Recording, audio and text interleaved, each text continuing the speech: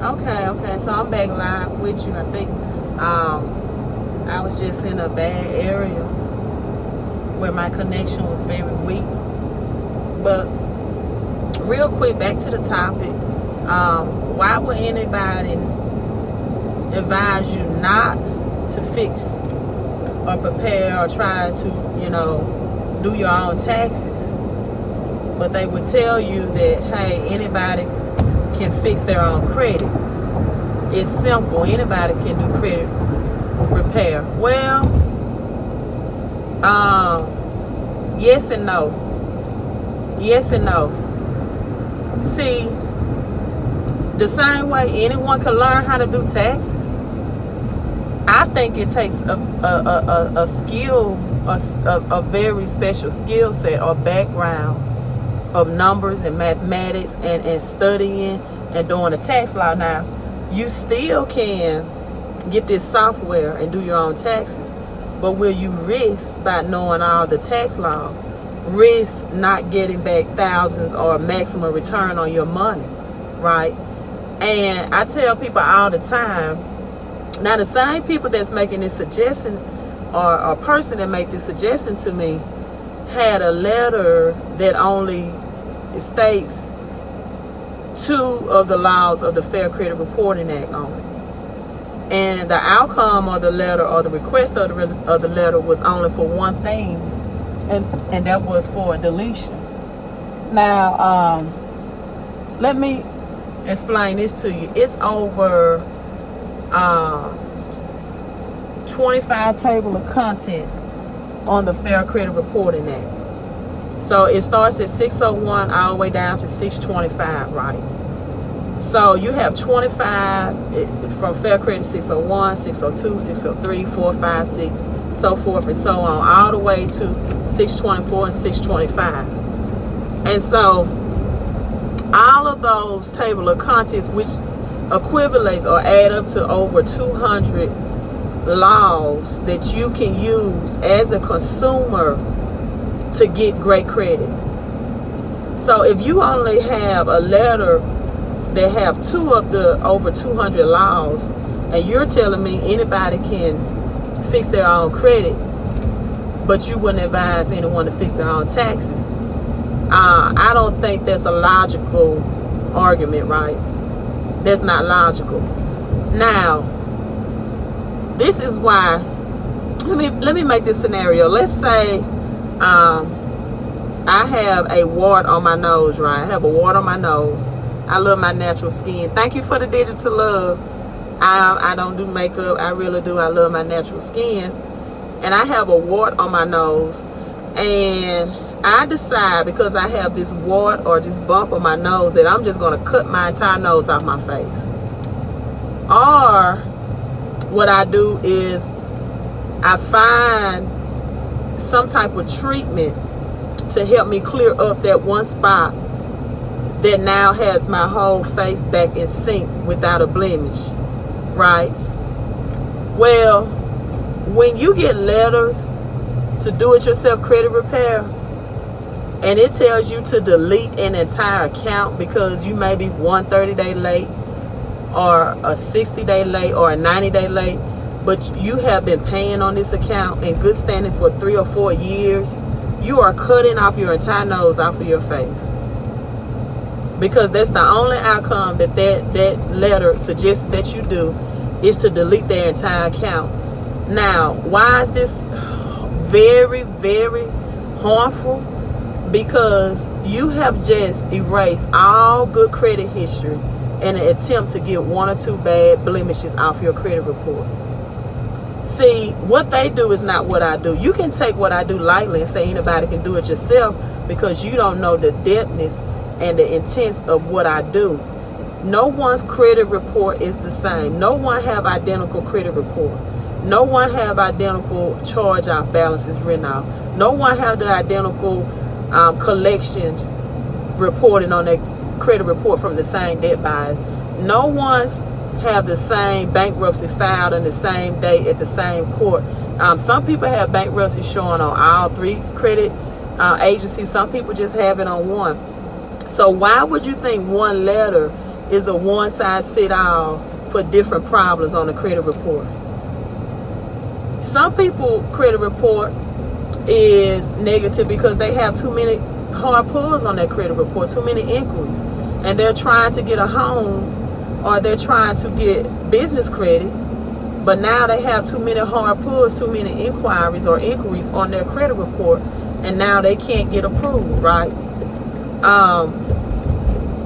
It's telling me low network connection again. Maybe I should just wait till I get home and get Wi-Fi, because you know, while I'm driving, I guess my connection is going in and out and in and out. Okay, now it said connection back available. Okay, so some people just I have too many inquiries. I got too many pulls on my credit report, and now I can't get approved for business credit, or I can't get approved for a mortgage or a home loan. And some people have a repossession on their credit report. Of course, you want repossessions and charge-offs deleted, right? You want collections deleted. But did you know, for example, if you have a charge-off, you can get that reversed, because your charge-off takes place within the last 6 months of non-payment. But you could have had good standing payment on that account as well for years or for months that outweighed the last 6 months. And now you can just get that reversed to have a good credit line. So I'm telling you, deleting accounts that can be reversed, meaning those couple of blemishes that can be reversed to show, you know, positive. Deleting that entire account is more harmful, because now you've just deleted 35% of your credit score, which is the years of good payment. You've just deleted years of good payment history, because you're trying to delete, take away 1 or 2 blemishes off of your credit instead of getting that reverse. So that's what I do. I do reversal. I do removal.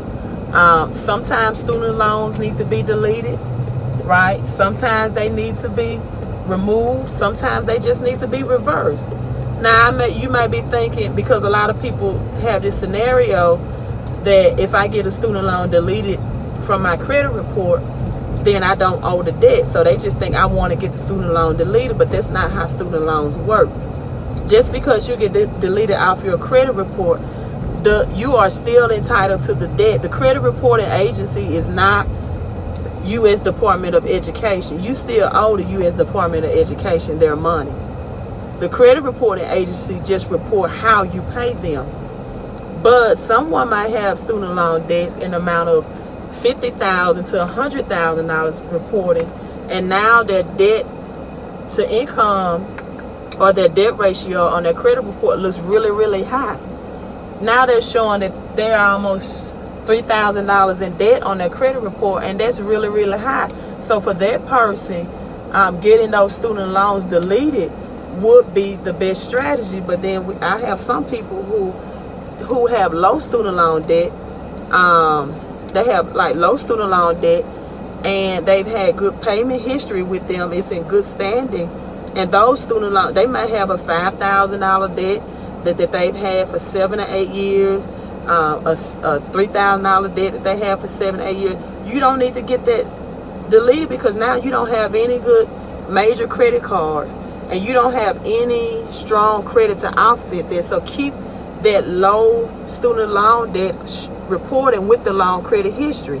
Again, you need to seek out expert advice, just like you would with a tax preparer, to make sure you're not losing out on thousands of dollars. Because if you have a low credit score, you could be losing out on thousands of dollars by the money that you're spending in. See, credit involves how much you will pay for an apartment, or what zip code you live in, what school area your kids goes in, how much your insurance premium will be on those vehicles you're driving. So if you don't have people that you're working with that can communicate this knowledge with you between the difference of of credit removal and credit reversal, then you need to seek out that knowledge and seek out that expertise.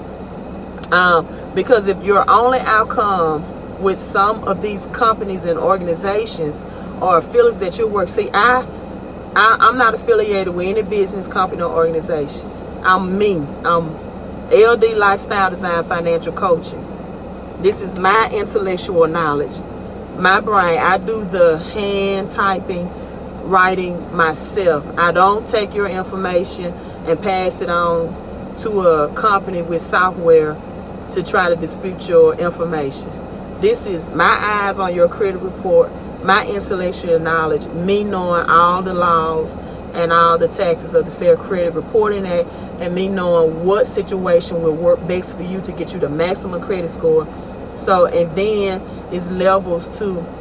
Now that I've got a good credit score, now how do I pay off debts at a very faster rate, like paying off if you get a mortgage debt in 5 to 7 years by using credit.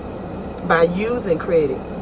Not by using your own money. I believe in stashing your money, stashing your cash so it can grow, but using OPM, other people's money. And then once you use other people's money to pay off bad debt, using debt to pay off debt, then using other people's money to invest in things that will get you access to make money. So, hey, I'm signing off. I hope that was a quick description. But if you would not do your own taxes, I would highly advise you should not do your own credit. Because once something is deleted that should have just been reversed and updated to show that it was good, that's years of credit history that you will never get back. And now it takes years and years and years and months and months and months to rebuild that. So you need to get a customized credit. You need to have more than one option than just deleting. And you need to have options of how can I get this reversed, right? Instead of deletion. Instead of getting this removed, how can I get this reversed to show that it's good because I've had this account for 5 years. And my outcome with that shouldn't just be deletion. I've had this credit card for 5 years. I just, my last 2 or 3 months came across some hard times.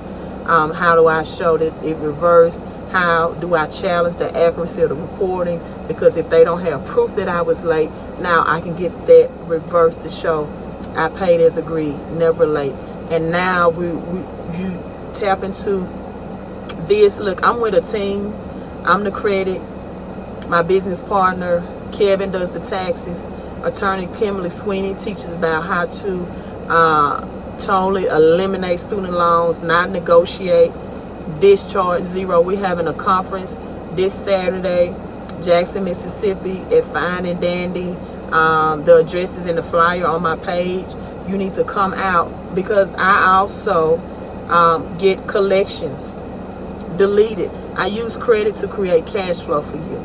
Because just imagine if you have a $500 collection or $1,000 collection or $10,000 collection, and I dispute that for you, and your debt is discharged, eliminated, you owe them nothing because they don't have their legal documents in place as they should.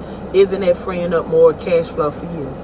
Right? If I'm getting negative items removed for your credit report, and now you're getting over that 680 and that 720 credit score, and now you can start getting business credit cards at $25,000, whether your business is making money or not. And now you can use that money to invest in opportunities that will bring you in money, so you will position your business to make money.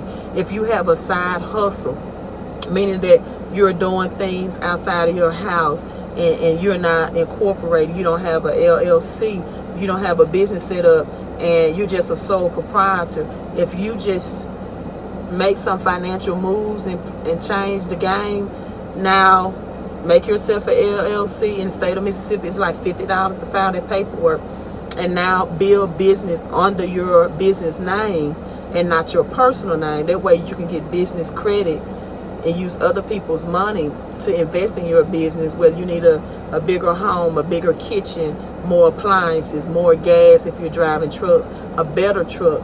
Now you can use that to grow your business and grow your money, grow your income. So it all starts with credit, but be very careful with do-it-yourself credit products where your only outcome is deletion, because they can hurt you more than it can help you. Hey, I'm signing off. This is Queen of Credit. You all have a great day.